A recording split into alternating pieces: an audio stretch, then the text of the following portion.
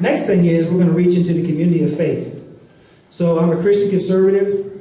I don't hide that. I don't need to hide it. I'm not interested in hiding it. If somebody doesn't like it, that's actually their problem, not mine. So what I decided to do was have a prayer brunch. The experts said, you are signing your death warrant. I said, okay, well, great. Well, I'm going to go out praying. Because I'm going to have a prayer brunch. And we're going to do it every month. And we're not just going to have a prayer brunch. After the prayer brunch, we're going to go out and feed the homeless. The experts also said, why are you doing that? Well, because the Bible that I read tells me I'm supposed to do it anyway. So why wouldn't I be doing that if I'm a Christian? Right? Why wouldn't all of us be at the prayer brunch that we hold every month, on the first Monday of every month, to go out and pray, first of all, for all lives matter, pray for the homeless, and pray for what I call pro-voice. I'll get into that in a second. Why wouldn't we all do that as Christians, if we're Christians, or Catholics, or people of faith, right? So I'm reaching into that community. I don't need 100% of any of that. All I need is 20% of the community of faith, 20% of the black and brown vote, and Diana DeGette is looking for a new job. That's all I need. Yeah. Now, that's why I say I can win. Doesn't mean I'm going to win. But as long as I am doing the work that I believe my Father wants me to do, I'm happy. I don't need to be a congressperson. I'm doing it because I think it's the right thing to do right now. But I don't need to be a congressperson. In fact, I probably, when I win, I may stay 1 or 2 terms or whatever, and I'm coming back to the real world. I'm not even really interested in staying there forever. Okay? So, in my campaign, I want to touch on a couple quick things, some of my initiatives. I have a homeless initiative. Now, a typical Republican campaign does not have a homeless initiative, but I do. Because the people in CD1, they don't care about ISIS or ISIL. They don't care about the Iran deal. They don't care about the budget deficit. They don't care about any of that stuff. What they care about are homeless, vets, and jobs. So that's what I focus on. Now, when I get to D.C., I'm going to make decisions and votes and things on those very important issues. And I'm going to make my vote based upon godly principles. But the people in CD1 can care less about that. So we don't talk about that. We talk about very common things. So in homelessness, the city of Denver spends $50,000 every year per homeless person on the problem.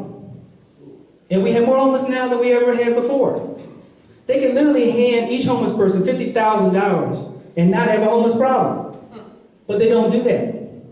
They don't do that. They waste the money on all kind of bureaucratic mumbo jumbo, whatever they're doing. I know they're wasting it. Most would say they're wasting it on the charities or the shelters, right? People say, oh, the shelter's getting all the money and the shelters aren't doing the right thing. Not true. What's happening is the city is putting stipulations on the money. Now, most of these shelters have been around for a long time, longer than anybody in this room has been on this planet. Some of them have been around for 100 years. The Samaritan House, the Jesus Saves with the Denver Rescue Mission, they've been around a long, long time. And most of them are Christian-based. So the city says, if you want this money, you have to put in transgender bathrooms. Yeah. And a bunch of other stipulations as well. So those Christian organizations say, that's okay. Just keep the money. We'll figure it out. We'll do something else. And that's what happens. So the government comes up with this End Homelessness Program, 10 years. Mayor Hickenlooper, you guys know what that means, right? 10 years ago. Had this End Homelessness Program, 10 years. Now Governor Hickenlooper still have the same problem. And Mayor Hancock hasn't improved that problem, that situation. And now they have another program, Road Home. It's called Road Home. Well, the Road Home, you gotta have a home to go back to, right? And they don't. So these are government programs that are not gonna work. They're not gonna work. It's not a government problem. It's a societal problem. It's a spiritual problem. It's you name it. But it's not, the government can't fix it. All they do is keep making it worse and worse and worse. So when we look at vets, so I'm at Air Force, 14 and a half years, and I would not go to the VA hospital if I was dying. I wouldn't go to the VA hospital. I'd go somewhere else because I want to actually get treated. Okay, today, not next week, not next month, not next year. Today, I want to get treated. So why on earth would we have our men and women go into combat? Now women in combat. That's a whole other issue. Why would we have those people go into combat, risk their lives, limbs, and everything else, and then they come back home and try to get treated for their condition that they received while they were serving, and they have to wait in a line that's a month long. They go, some folks down in Colorado Springs drive all the way up here to Denver just to get on the list, and then go back home because they can't get treated. Right? And then they wait, and they wait, and they wait. My suggestion is that when 1 in 3 vets are dying, waiting on services, my suggestion is pretty simple.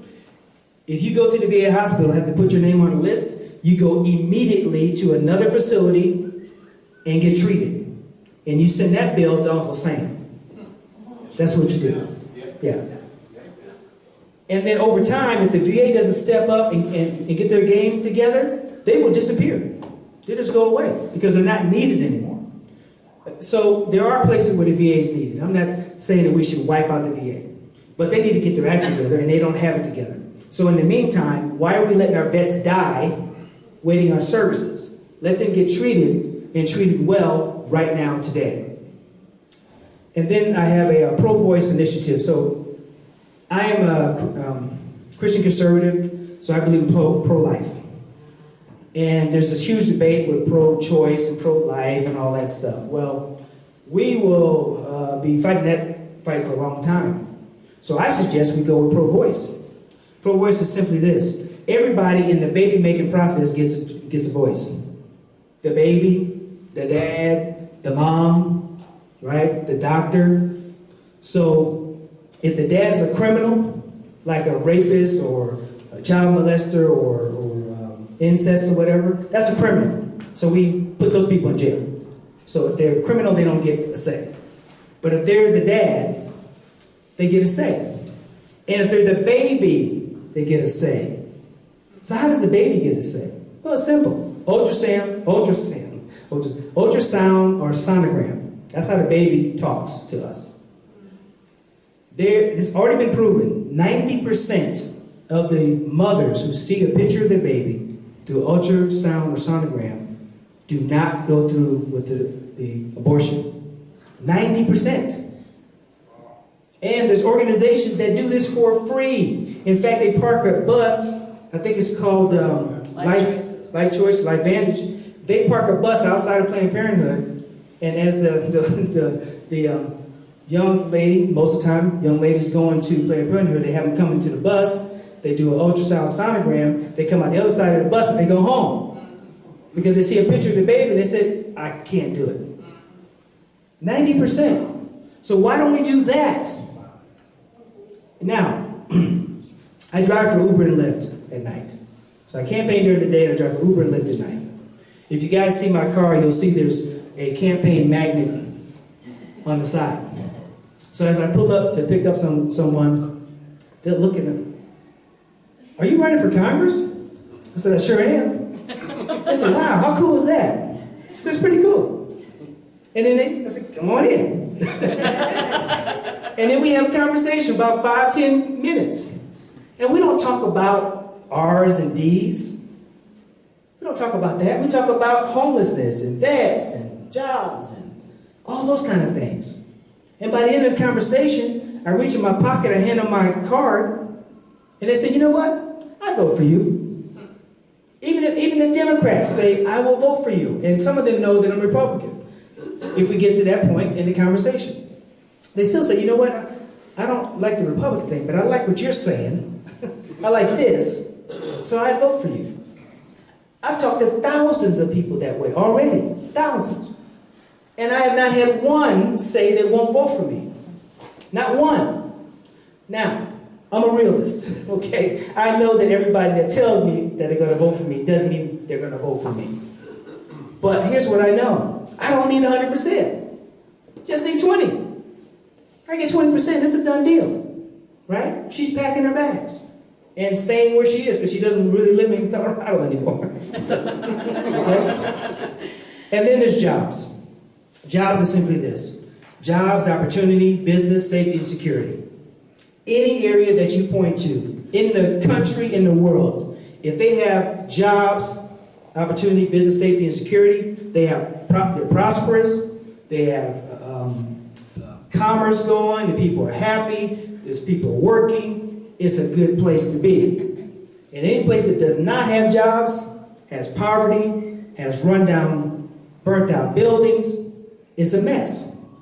So all we have to do is put jobs back into the focus, and we will have communities start to thrive again. So you say, okay, Casper, how do you do that? It's simple.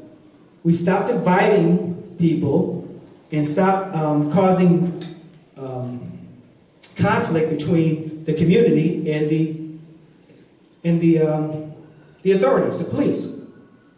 Our current administration is trying everything they can to do to cause that wedge between the community and the police department and so forth. Now, there are bad cops. There are bad people.